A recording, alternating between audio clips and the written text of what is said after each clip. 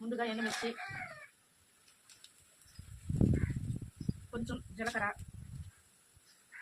కరివేపాకు, అలాగే ఉప్పు.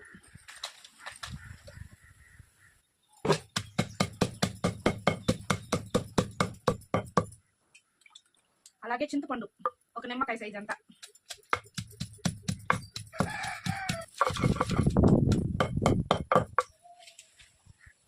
టమాటాలు కూడా అయితే వేసుకుంటున్నానండి. ఒక్కొక్కటి వేసుకోవాలన్నమాట, ఎందుకంటే వాటర్ ఉంటుంది. తెల్లగడ్డలు కూడా అయితే వేసేస్తా ఉన్నానండి.